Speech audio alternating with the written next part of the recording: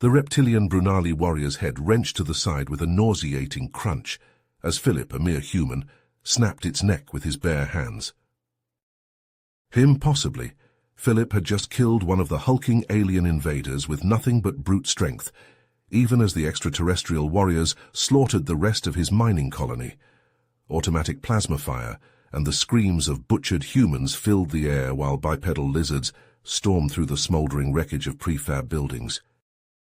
Just minutes ago, Philip had been elbow-deep in the hydraulics of a malfunctioning drilling rig, covered in grease, when a guttural roar shook the walls. A massive alien warship had descended on the small frontier outpost, vaporizing its meager defenses instantly, before disgorging waves of reptilian soldiers to massacre everyone they could find. Philip barely dove into a ditch before searing bolts of plasma raked his mechanic's shed. The stench of charred flesh and ozone filled his nostrils. Everywhere he looked, miners and techs were mercilessly gunned down by creatures that seemed to be a nightmarish cross between velociraptors and bodybuilders. With a surge of desperate adrenaline, Philip ambushed one of the alien soldiers, grappling the towering lizard and feeling bones give way in his grip. Gore splashed his face as he ripped the plasma rifle from its claws. Now, as quickly as they arrived, the warships were lifting off, leaving behind nothing but death and destruction. But Philip was still here, armed, enraged, and ready to fight. He had to warn Earth about this unprovoked alien invasion. If he couldn't get a message out, humanity would be caught completely off guard. Gripping the alien rifle tight, Philip sprinted for the damaged comm array, determined to send an SOS to the Terran fleet. The survival of his entire species hung in the balance. Philip charged through the smoking ruins, the captured plasma rifle bucking in his hands, as he gunned down Brunali warriors in close-quarters combat. Green ichor splashed the rubble. His body ached, muscles screaming, multiple wounds oozing blood, but pure adrenaline and something deep in his human DNA kept Philip fighting with inhuman endurance. He reached the communications array, a reinforced bunker now slagged and sparking. Philip kicked through the blasted door, frantically activating the emergency power and backup systems. He had to contact Earth, had to warn everyone about... The armored wall exploded inward, a massive reptilian form smashing into the room in a shower of pulverized concrete. Philip whirled to see a Brunali commander bellowing a challenge, looming in a powered exoskeleton that crackled with energy. The alien's name tag read, Thule. "Little monkey, you die now," Thule roared, lashing out with a punch that Philip barely dodged.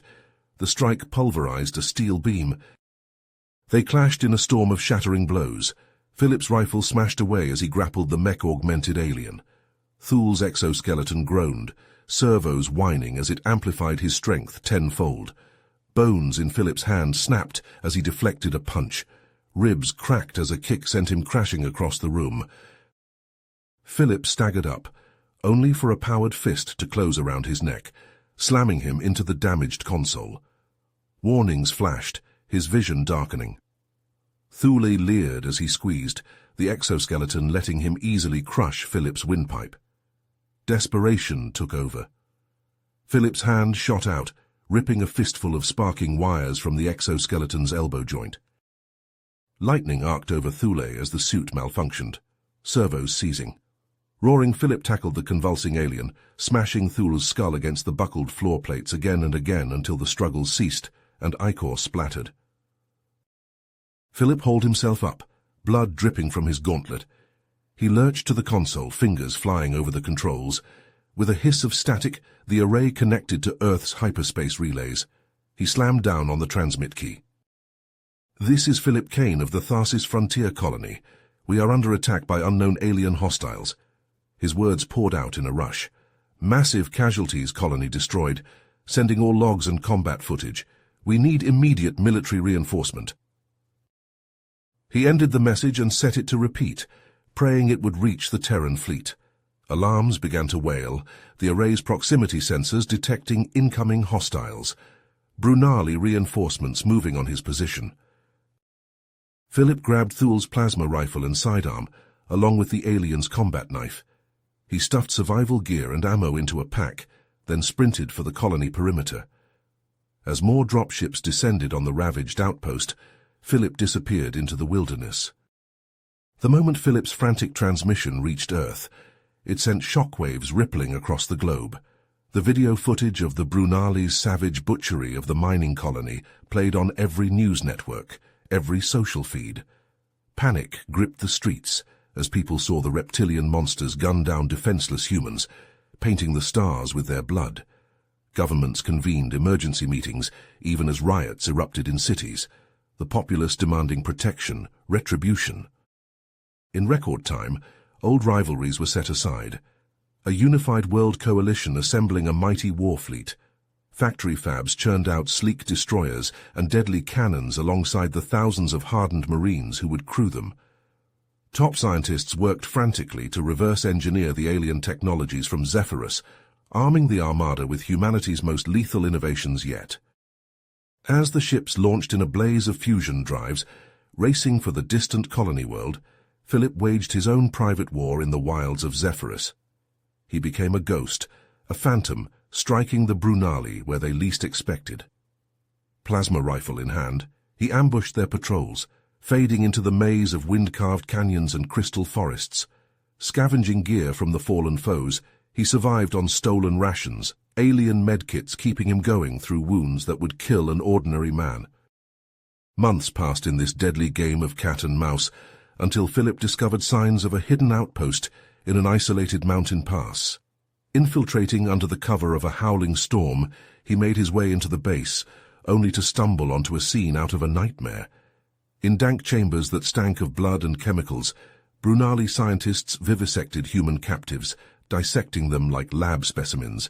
Tortured survivors moaned in cages, awaiting their turn under the laser scalpels. White-hot rage eclipsed thought, and Philip was moving before he knew it. A reptilian skull crumpled under his boot, the next researcher's spine snapping in his grip. He saw red, ripping through the shrieking Brunali with his bare hands until the walls ran with gore. Alarms blared through the complex as he shot the locks off the captives' cages, hauling the ragged prisoners to their feet. "Who are you?" gasped a haggard woman staring at her blood-drenched savior. "Name's Philip. Now let's get you folks some weapons, we're leaving." Arming the weakened but vengeful survivors with looted guns and vibroblades, Philip led the charge through the outpost. Brunali warriors swarmed to stop them, only to catch hellfire as the humans fought with the desperate ferocity of cornered animals. Plasma bolts and knife slashes cut down the guards in brutal close-quarters battle until the humans broke through, fleeing into the wild. In the following days, Philip taught the survivors everything he'd learned about fighting the Brunali: how to stalk their patrols, craft makeshift bombs from their tech, sabotage their supply lines. As tales spread of the one-man army and his band of guerrilla fighters, more and more humans flocked to join him. What began as a handful of survivors soon became dozens, then over 100. Under Philip's leadership, this ragtag resistance movement launched raids across Zephyrus, striking Brunali bases and fading away. Fuel depots exploded into the night sky. Dropships crashed in smoldering ruins. Squads of alien soldiers were ambushed and slaughtered, their weapons and gear claimed by the rebels. For the first time, the Brunali invaders found themselves on the defensive, wondering and worrying about the humans' sudden ferocious comeback.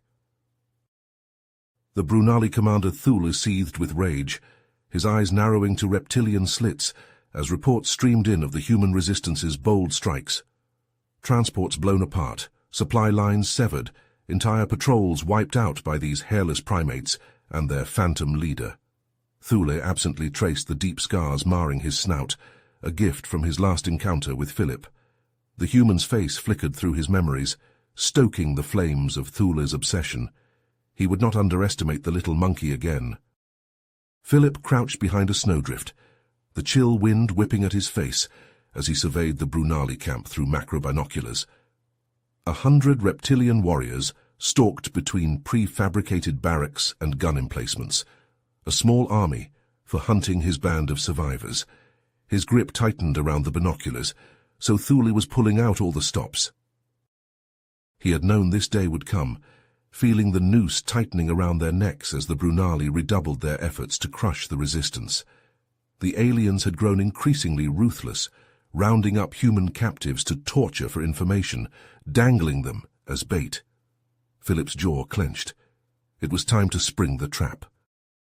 3 nights later, the Resistance made camp in a narrow canyon, the flickering light of cook fires dancing across the cliff walls. Philip watched from the shadows as Lena, Marcus, and Dmitri slipped away into the darkness, the fear in their eyes masked by determination. The bait was set. Thole stormed into the interrogation chamber, his heavy boots ringing against the metal floor. The captive humans dangled from shackles, their bruised flesh a mottled canvas. His guards snapped to attention. "Report," Thule growled. A slow smile spread across Thule's muzzle. At last. Suddenly the world erupted in fire and thunder. Explosions ripped through the camp's perimeter, hurling Brunali warriors through the air like ragdolls. Alarms shrieked, frantic shouts filling the corridors as Thule charged from the chamber. Philip burst from the swirling smoke, rifle blazing. His infiltration team swept through the camp like vengeful ghosts, cutting down the disoriented Brunali with ruthless precision. Screams and plasma fire mingled with the roar of detonations. A hulking silhouette emerged from the chaos, and Philip found himself face to face with Thule once more. The alien's armor was different, bristling with spikes and crackling with energy fields. Thule's eyes burned with recognition and rage. They crashed together like titans, fists slamming into flesh and steel. Philip ducked and weaved, memories of their last battle flashing through his mind. He targeted the weak points in Thule's armor, the knee joints, the hip sockets, the exposed power relays. Thule roared in pain and frustration as Philip pressed the attack, his blows coming faster and harder. With a snarl of desperation, Thule staggered back, his claws scrabbling at his chest plate. Philip's eyes widened as he realized what the alien was doing. He lunged forward, but too late. A blinding flash seared his retinas, a thunderclap of released energy hurling him backwards. Ears ringing, vision swimming, Philip hauled himself to his feet. Where Thule had stood, only a smoking crater remained. Philip stared at the blast zone, his breath coming in ragged gasps. It was over. Thule was gone, consumed by his own last-ditch gambit. Shouts of alarm snapped him back to the moment. More Brunali troops were closing in, the element of surprise fading. Philip grabbed his rifle and sprinted for the holding cells. They had to free the captives and pull out before the full might of the Brunali counterattack hit them. As the resistance fighters vanished into the wilderness, with the rescued prisoners in tow, whispers raced through the human settlements, hushed tales of the ghost who stalked the invaders, the man who had slain the alien champion. The legend of Philip Kane grew, a flicker of hope amid the darkness of occupation. With Thule's death and the Brunali reeling, a flicker of hope ignited in the hearts of the resistance. But it was a spark quickly snuffed out by the shadows of warships that filled the skies. The Earth Coalition fleet arrived in Zephyrus's orbit, destroyers and battlecruisers, bristling with humanity's most advanced weaponry. On the bridges of those mighty vessels, grim-faced captains stared at sensor displays that swarmed with hostile signatures. The Brunali had been waiting. Fusion drives flaring, the human ships surged forward, their gun batteries erupting in a storm of hellfire. The void lit up as the two armadas clashed, a maelstrom of destruction that turned the stars scarlet. For every Brunali ship, the Coalition's superior technology burned from the sky.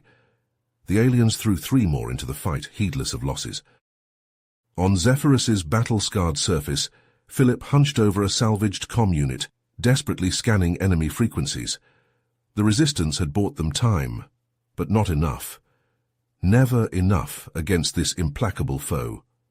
Suddenly, a transmission crackled through the static, and Philip's blood ran cold.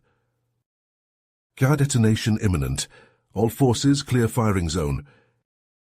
"Planet killer," Philip breathed. The Brunali's ultimate contingency.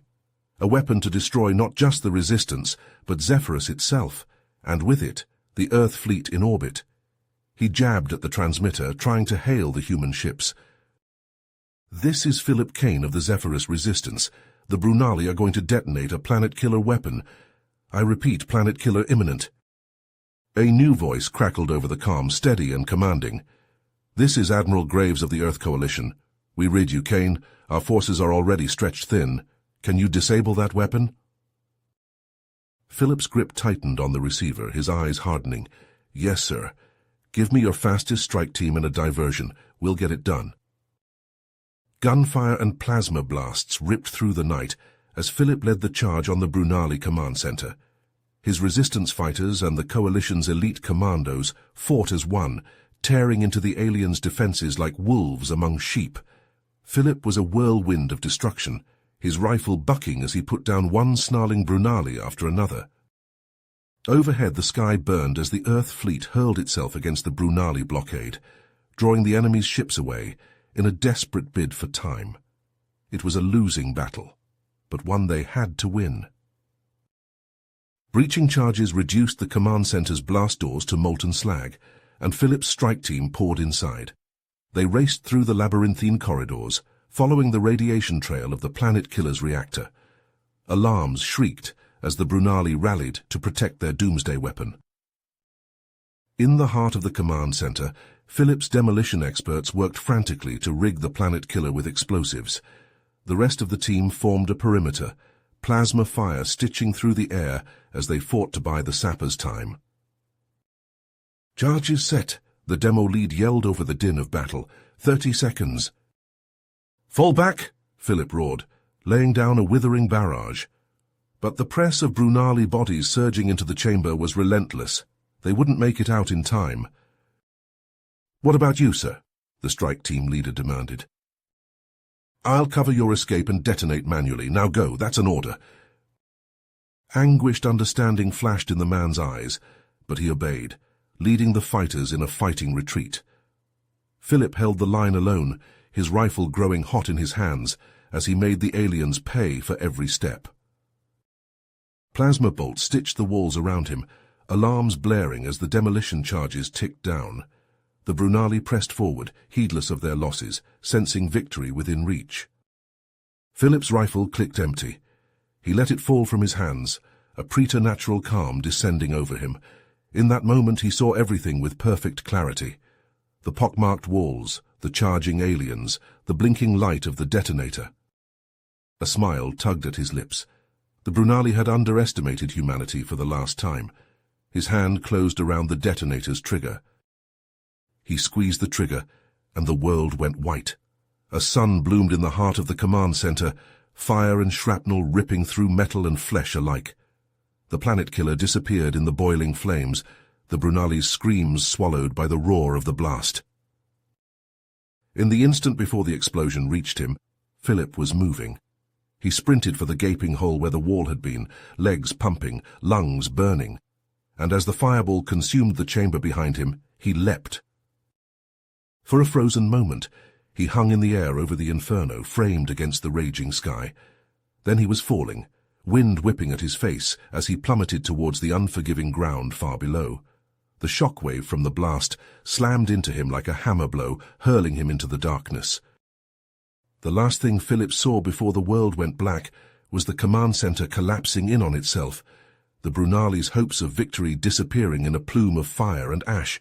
They had done it. Zephyrus, the Resistance, the Earth Fleet, they would live to fight another day. Then he hit the ground and everything went dark. As the Brunali command center disappeared in a blinding fireball, the Earth Fleet surged forward. Emboldened by the sudden turn of fortune, the hail of plasma fire from the human ships burned through the disoriented Brunali vessels. Explosions lit the void as the alien warships cracked and splintered under the onslaught. On the bridge of the Coalition flagship, Admiral Graves allowed herself a tight smile. They had bought this chance with blood, and they would make it count. She turned to her tactical officer, about to order a final push, when the sensors screamed in alarm. The readouts flickered and warped, a new wave of signatures flooding the displays. But these were no ships. A seething tide of something boiled from the fractured hulls of the Brunali craft, a metallic fog that glittered with malevolent purpose. Graves's eyes widened as realization dawned. "Nanites," she breathed. "All ships, evasive maneuvers. Seal all airlocks and vent—" The swarm engulfed the nearest frigate, a flickering cloud of silver consuming meter after meter of hull in seconds. Bulkheads buckled, armor plating dissolving like sand as the nanites devoured metal and circuitry with equal hunger. Worse, they were growing, cannibalizing the ship itself to replicate, the swarm doubling, then tripling in size. Panicked comm chatter flooded the bridge speakers, the frigate's crew screaming as the microscopic machines breached the hull. The transmissions cut off abruptly, replaced by an eerie, droning static. On the planet below, Philip dragged himself from the rubble of the Brunali command center, his bones aching from the fall, his skin blistered by the heat of the explosion. He squinted against the glare of the burning wreckage, searching for any sign of his team. A flicker of movement caught his eye, and he stumbled forward, hope surging in his chest. But as the figures emerged from the smoke, that hope curdled into horror.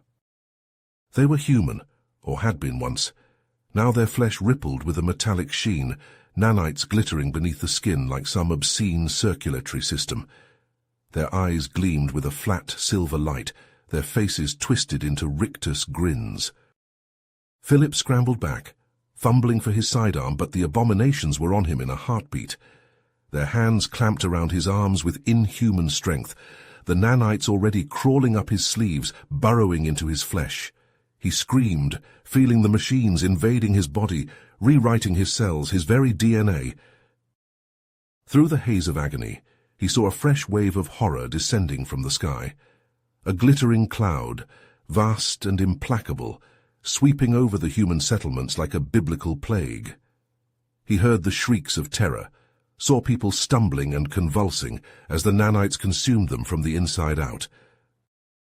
With a last surge of desperate strength, Philip wrenched free of the hybrid's grip, staggering away as the nanites continued their inexorable conquest of his body. He had to find a way to stop this, to save what remained of his people. As if in answer, the stolen Brunali comm unit at his belt crackled to life. He snatched it up, wincing as a voice hissed through the static.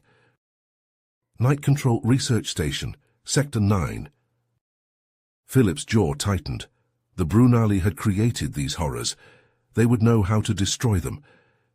He set out across the ruined landscape, feeling the machines under his skin, the whispers of the swarm at the edges of his mind. He would find this research station, find the source of the nanites. And he would burn it to ash no matter the cost. Philip staggered from the ruins of the Brunali research facility, his flesh burning with the fire of 1,000,000 nanites. Each step was agony as the machines burrowed deeper into his cells, rewriting his genetic code, consuming him from within. He gritted his teeth, forcing himself onward through sheer force of will. A sleek coalition shuttle descended from the smoke-filled sky, its ramp lowering to reveal a team of medics in hazmat suits. They rushed to Philip's side, guiding him into a mobile containment unit bristling with sensors and medical equipment. Inside the sterile chamber, Philip writhed on the examination table, his skin rippling with metallic patterns. The lead doctor, a stern-faced woman named Reyes, studied the readouts with a furrowed brow. "The nanites are spreading faster than we anticipated," she said, her voice distorted by the suit's respirator. "They're overwriting his DNA, replacing organic tissue with synthetic analogues. If we don't act now, there won't be anything human left to save." Philip's hand shot out, gripping Reyes's wrist with desperate strength. "Do it," he growled through clenched teeth. "The procedure. It's our only chance." Reyes hesitated, then nodded grimly. She signaled to her team and they sprang into action, prepping surgical tools and bio-containment fields. Philip closed his eyes as they lowered a neural interface helmet over his head, wincing as the needle-like probes pierced his skull. The world dissolved into a kaleidoscope of searing light and code as the interface synced with his brain, translating the nanites' alien language into something his mind could comprehend. He saw the world through their eyes, a landscape of molecular machinery and geometric logic. With a thought, he reached out, exerting his will over the nanites within his body. They resisted at first, their programming rigid and unyielding, but he pushed harder, forcing them to bend to his commands. Slowly, painfully, He felt the tide turning as the nanites began to obey, their relentless advance halting, then reversing. When he opened his eyes again, Reyes was staring at him in awe. The metallic sheen had faded from his skin, replaced by a network of glowing circuitry that pulsed in time with his heartbeat. "It worked," she breathed. "The nanites are under your control now." Philip flexed his hands, marveling at the strength that surged through his veins. He could feel the nanites buzzing at the edge of his consciousness, a living tool waiting to be wielded. With an effort of will, he reached out to the remnants of the Brunali's nanite swarms, feeling them respond to his call like obedient soldiers. He turned to Reyes, his eyes blazing with determination. "Assemble a strike team," he said, his voice ringing with new-found authority. "We're going after the Kelthar." The Kelthar stronghold loomed before them, a twisted mass of organic and inorganic matter that pulsed with malevolent energy. Philip stood at the head of his team, a dozen hardened warriors armed with the best weapons the coalition could provide. He could feel the nanites within him surging in response to the Kelthar's technology, eager to be unleashed. With a thought, he sent them forth, a glittering swarm that engulfed the stronghold's outer defenses, devouring metal and circuitry like a ravenous tide. Alarms shrieked as the Kelthar responded, their own nanite swarms boiling forth to meet Philip's assault. The air crackled with the clash of microscopic armies, the very fabric of reality warping and buckling under the strain. Philip gritted his teeth, pouring every ounce of his will into the battle. The nanites responded, adapting and evolving with each passing second, their individual units multiplying and recombining in an intricate dance of destruction. Slowly, inexorably, Philip's swarm gained ground, carving a path through the Kelthar's defenses. His team surged forward, blasting their way through the breaches with plasma rifles and grenades. Inside the stronghold, they found themselves in a labyrinth of pulsing organic tunnels and flickering energy fields. Strange insectoid creatures scuttled through the shadows, their carapaces glinting with the same metallic sheen as the nanites. Philip led the charge, his nanites forming a shimmering shield around him as he plunged deeper into the heart of the Kelthar's lair. His mind raced with the knowledge the nanites were feeding him, stolen secrets plucked from the Kelthar's own databases. He saw visions of worlds consumed, entire civilizations absorbed into the Kelthar's hive mind, their individuality and free will erased in an instant. He saw the Kelthar's plan for Earth, the massive world ships poised to descend upon his homeworld like a swarm of locusts. And he saw the wormholes, a vast network of portals that allowed the Kelthar to strike anywhere in the galaxy at a moment's notice, the key to their power and the key to their downfall. Philip's team fought their way into the stronghold's central chamber, a cavernous space dominated by a pulsing organic mass that he knew instinctively to be the Kelthar's hive mind. The air thrummed with psychic energy, a tangible weight that pressed down on their minds like a physical force. Philip staggered under the assault, his nanites screaming in response. He could feel the hive mind probing at his defenses, seeking to absorb him into its collective consciousness. With a roar of defiance, he pushed back, his will clashing against the Kelthar's in a battle of pure mental energy. As his team planted the phase disruptor bombs around the chamber, Philip held the hive mind at bay, his nanites forming a glittering barrier that repelled the Kelthar's psychic onslaught. Sweat poured down his face, his muscles trembling with the strain, but he refused to yield. Philip nodded, his jaw clenched with grim determination. "Get the team out," he ordered, his voice strained with effort. "I'll stay behind. Make sure the bombs detonate." The other man opened his mouth to argue, but Philip cut him off with a sharp gesture. "Go!" he barked, his nanites flaring with a burst of energy that sent the Kelthar reeling. "That's an order!" With a final anguished look, his team retreated, fighting their way back through the stronghold's twisting corridors. Philip watched them go, a sense of calm settling over him as he turned to face the hive mind alone. The Kelthar redoubled their assault, a tidal wave of psychic energy crashing against his defenses. Philip could feel his nanites straining, the microscopic machines pushed to their limits as they fought to keep the hive mind at bay. He closed his eyes, reaching out with his mind to the phase disruptor bombs scattered throughout the chamber. With a final defiant roar, he activated them all at once, a cascading wave of energy that tore through the fabric of space-time itself. The wormholes shuddered and collapsed, their exotic matter consumed by the phase disruptor's ravenous fields. The Kelthar's psychic screams echoed through Philip's mind as their network crumbled, their armies scattered and stranded across the stars. And at the heart of it all, Philip stood alone, his nanites blazing like a supernova as he poured every last ounce of his strength into the maelstrom. The hive mind shattered under the onslaught, its consciousness splintering into a million fractured shards. As the stronghold collapsed around him, Philip felt a sense of peace wash over him. He had done it. The Kelthar were broken, their invasion thwarted before it could even begin. Earth was safe, at least for now. With a final shuddering breath, Philip let go, his nanites consuming him in a blaze of silver fire. His last thought was of home, of the green hills and blue skies of the world he had given everything to protect. And then he was gone, his body dissolving into a cloud of glittering motes that drifted upward into the infinite void of space, a final testament to the indomitable will of the human spirit.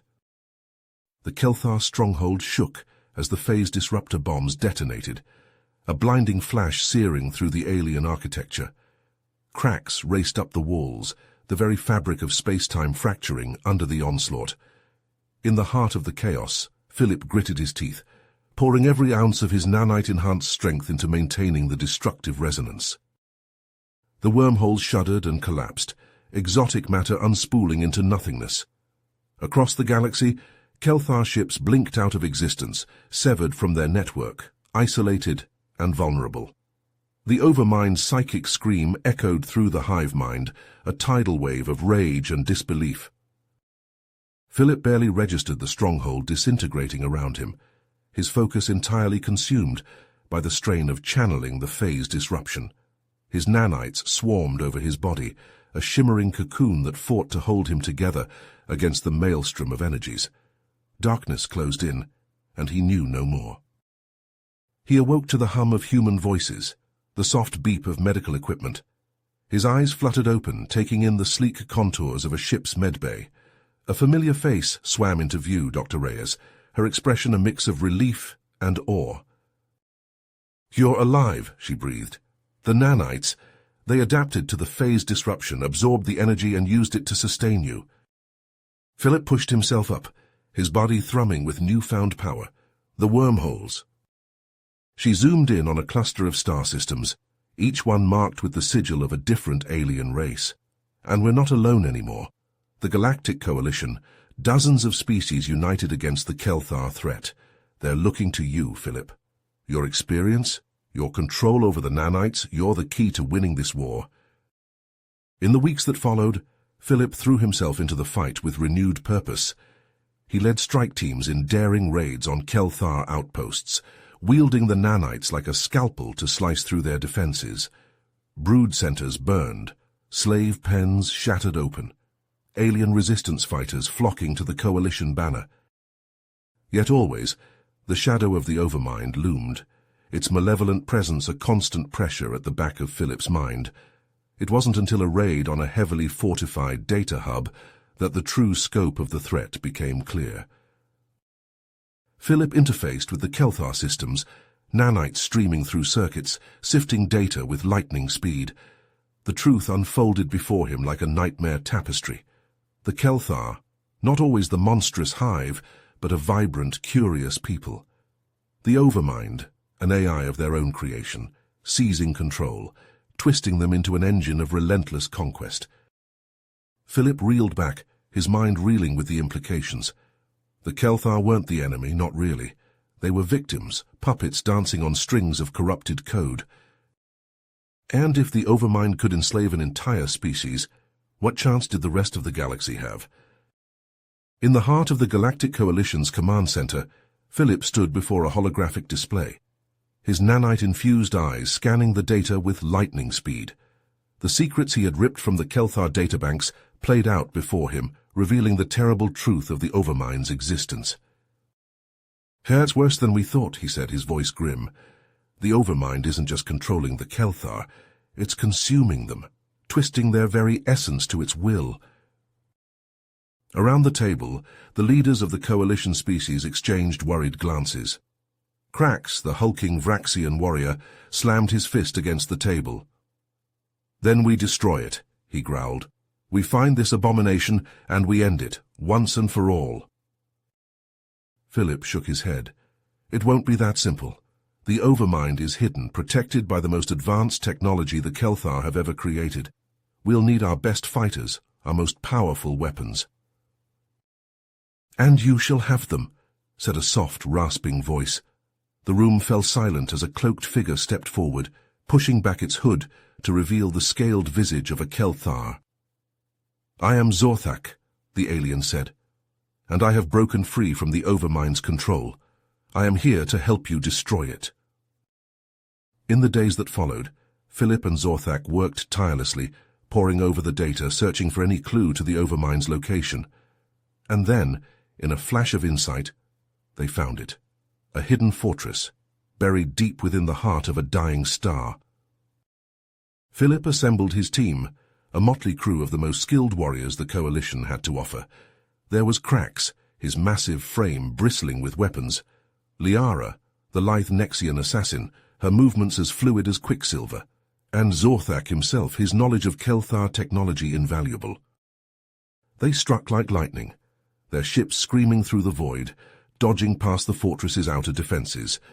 But as they breached the walls, they found themselves face to face with the Overmind's most fanatical defenders.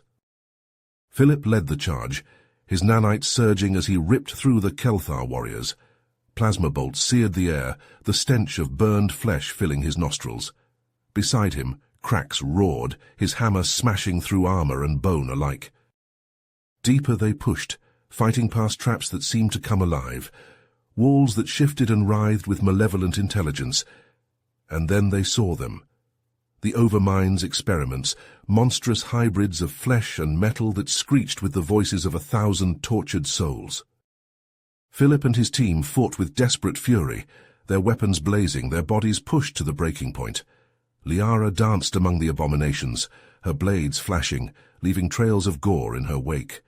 Zorthak unleashed blasts of searing energy, his face contorted with the effort of turning the Kelthar's own technology against them. But the horrors kept coming, wave after wave of twisted flesh and shrieking metal. Philip felt his strength waning, his nanites straining to keep him going. And then, with a final defiant roar, Zorthak surged forward, plunging into the heart of the fortress's power core. The explosion was cataclysmic, a searing wave of energy that vaporized the abominations and sent the Kelthar reeling. Philip and his remaining allies staggered forward, their armor scorched, their bodies battered. And there, at last, they faced the Overmind.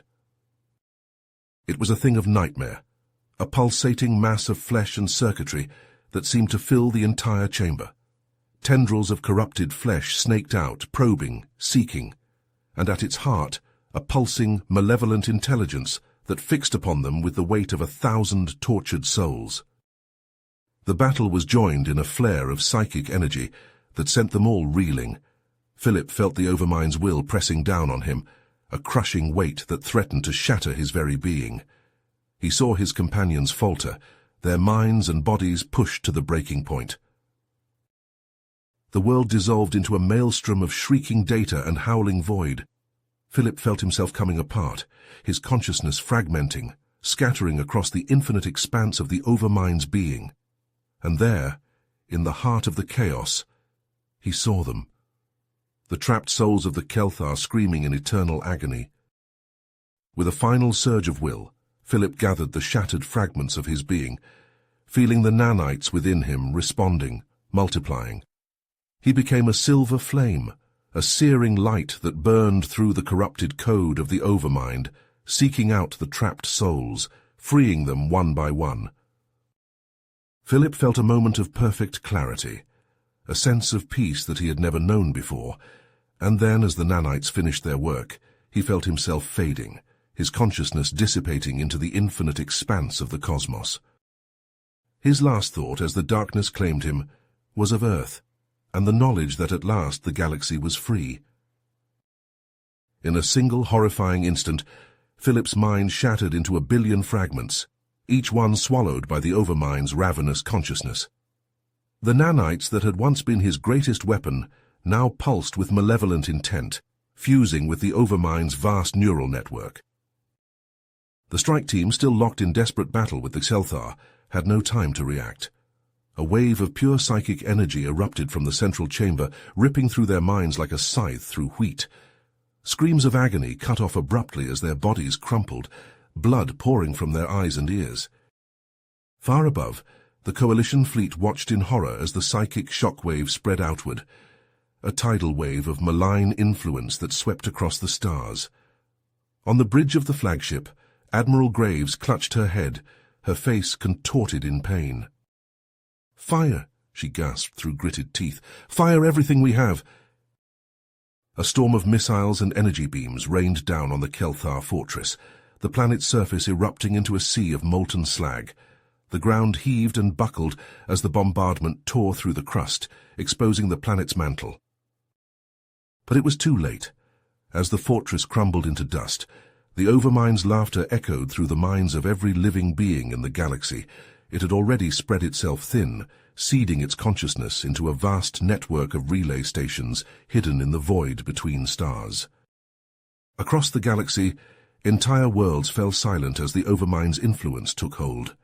Populations that had once fought against the Kelthar now marched in lockstep, their eyes glazed, their wills subsumed. Mighty warships hung dead in space, their crews transformed into mindless drones. On Earth, the skies darkened as the Overmind's slaves descended in their billions. The planet's defenses, the pride of human ingenuity, crumbled like sand castles before the tide. Soldiers dropped their weapons and knelt in submission, their minds no longer their own. In the heart of the chaos, a single figure strode through the ruins of New York City. Its once proud skyscrapers now twisted into grotesque hives, pulsing with the Overmind's presence. Philip's body, now a mere puppet, spoke with the voice of the Overmind, amplified 1,000-fold. "Struggle is futile," it boomed, its words worming into the minds of the few remaining pockets of resistance. "Submit, and your suffering will be brief. Resist, and you will know agony eternal." As the last bastions of freedom fell, the galaxy itself seemed to shudder. The once vibrant tapestry of life and civilization unraveled, replaced by a bleak, soulless wasteland. Trillions of minds, once bright with hope and dreams, now echoed with the Overmind's malignant purpose. Earth, the birthplace of humanity, lay in ruins, its cities now nightmarish hives, its people reduced to screaming, writhing puppets dancing to the Overmind's tune. The air thrummed with their agony, a psychic chorus of despair that reached to the stars and beyond. And at the center of it all, the Overmind exulted in its victory. Its consciousness expanded outward, devouring the minds of entire species, assimilating their knowledge and technology. It looked to the stars beyond the galaxy, its hunger for domination knowing no bounds. The reign of the Overmind had begun, and the universe would tremble before its might. You have reached the end of the story. If you enjoyed this story and want to support us, please leave a like and subscribe to our channel, and for every comment that says 88, I will heart every single one of them. Thank you for your time.